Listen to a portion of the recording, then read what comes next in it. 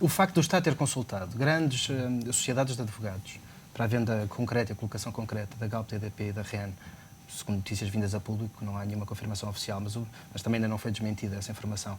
O facto de haver uma escolha selecionada, tendo em conta a competência destas sociedades de advogados, é ou não um aspecto negativo?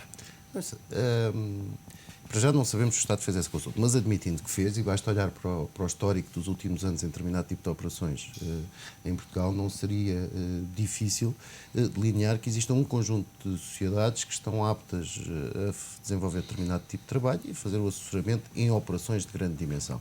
E aí, efetivamente, não se estará propriamente a avaliar a qualidade das sociedades em si. Claro que também se está a avaliar a qualidade, mas sobretudo está-se a avaliar a dimensão e a capacidade que elas têm para realizar um determinado tipo de trabalho num espaço de tempo muito curto, com condições muito apertadas e que exige, de um momento para o outro, uma disponibilidade muito grande de pessoas para o fazer.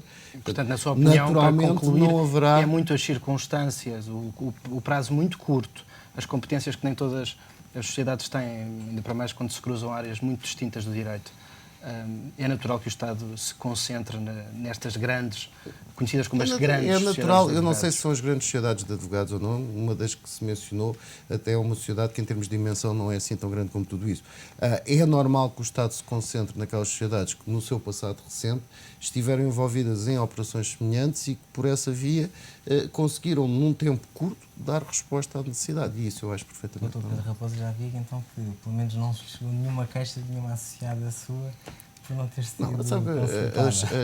As associadas da ASAP não têm por muito hábito de queixar-se, têm mais por hábito de promover, querer avançar e empreender do que propriamente queixar-se. As sociedades de advogado, tipicamente, quando algo não corre como elas querem, preocupam-se o que é que hão de fazer para na próxima vez correr assim, do que propriamente se queixarem daquilo que aconteceu. Não, até porque ninguém é consultado por decreto, como sabem, portanto não será por isso. Não tem sido esse o hábito, pelo menos. Pelo menos que eu... Dr. Moreira da Silva, do ponto de vista, enfim, é sócio de uma sociedade de advogados que é público, que trabalha com muitas ou com algumas destas empresas envolvidas, como é que dentro de uma sociedade de advogados, uma sociedade portuguesa, olha para este momento? Tem equipas preparadas? Estão a cruzar informação?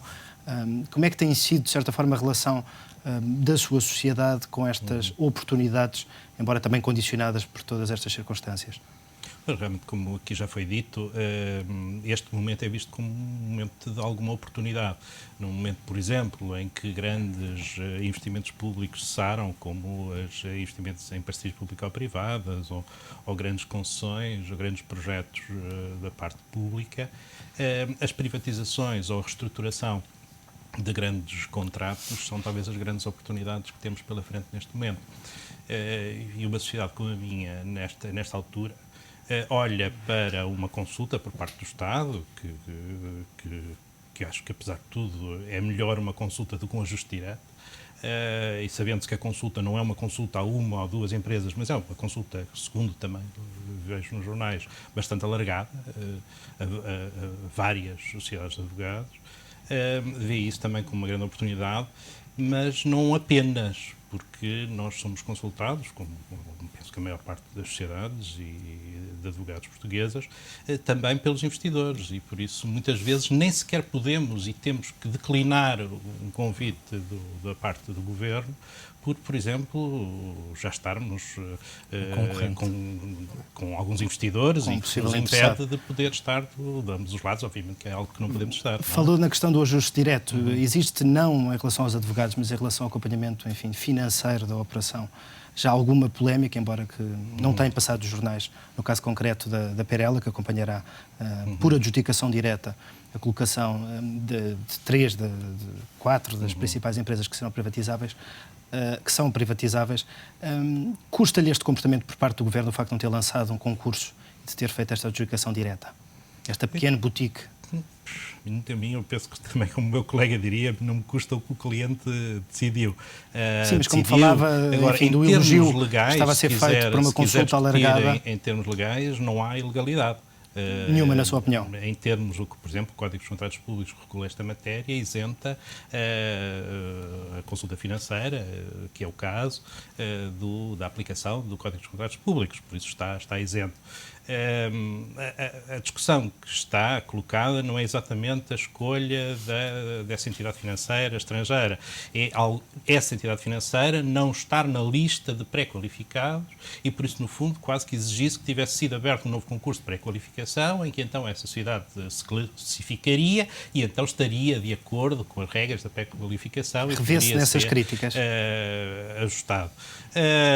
Eu não me revejo nessas críticas na medida em que penso, perfeitamente legal. A entidade, segundo é conhecido, é uma das grandes entidades mundiais nesta matéria, e por isso penso que o Estado não ficará mal, como também não ficaria mal se fosse qualquer uma das outras entidades pré-qualificadas, e designadamente algumas entidades portuguesas. Mas penso que aí, por exemplo, a situação da escolha desta entidade, penso eu, não tenho a certeza, não estou dentro dos meandros do Governo, mas penso eu que terá pesado a circunstância das outras pré-qualificadas já estarem, de alguma forma, comprometidas com alguns investidores que poderão concorrer às privatizações. Um dos aspectos que falámos, enfim, nesta sua primeira intervenção foi exatamente com a origem do capital.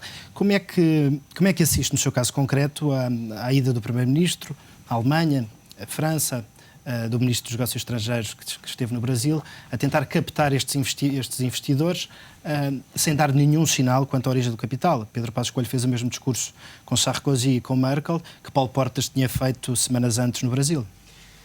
Eu penso que isso é natural, não é? Não estou a imaginar que o Primeiro-Ministro pudesse manifestar publicamente qualquer preferência relativamente a investidores nas empresas. Portanto, eu acho normal. Depois, a atuação concreta quem decide é que pode tomar em consideração o interesse do país, não é? Agora, nesta matéria que estamos aqui a discutir, eu acho que o fundamental é que haja transparência. Isso é que é o principal. E como é que se mede essa transparência? Eu tenho muito essa dúvida. Normalmente a transparência mede-se com a publicidade que é dada ou não a decisões. Pois, há casos em que se compreende o ajuste direto porque, porventura, é inequívoco que uma entidade é claramente a mais vocacionada para levar a efeito uma determinada tarefa. Não? Isso aí é indiscutível.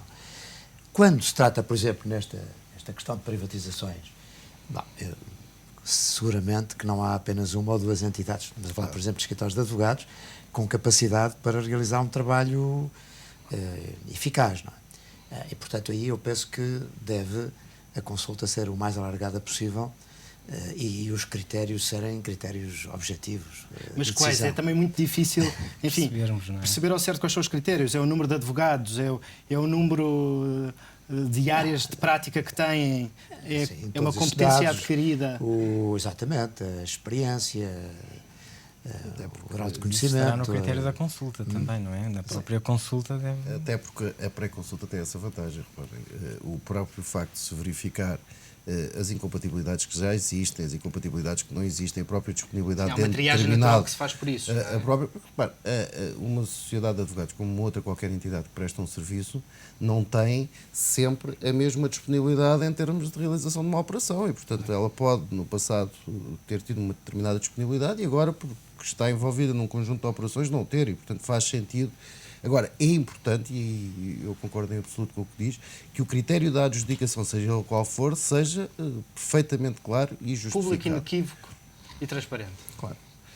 Gosto ou não se gosta. E, inclusivamente, que não tenha apenas em consideração o preço, porque bem sabemos que esse às vezes pode não ser o critério. O barato pode sair caro. Exatamente. E não foi fixado um preço anormalmente baixo na própria consulta? Porque repare, quer dizer, um preço anormalmente baixo pode significar menos qualidade e menos capacidade. E o barato sair caro. Acha que neste caso concreto, enfim, falamos lá de censo, até porque já foram conhecidas algumas operações, outras certamente serão conhecidas, tem ou não faltado transparência? Até agora eu não direi isso. Não direi isso. Até porque, no caso concreto deste governo, ainda está há pouco tempo em exercício de funções e, portanto, não se conhece. Eu não faria nenhum julgamento nessa matéria.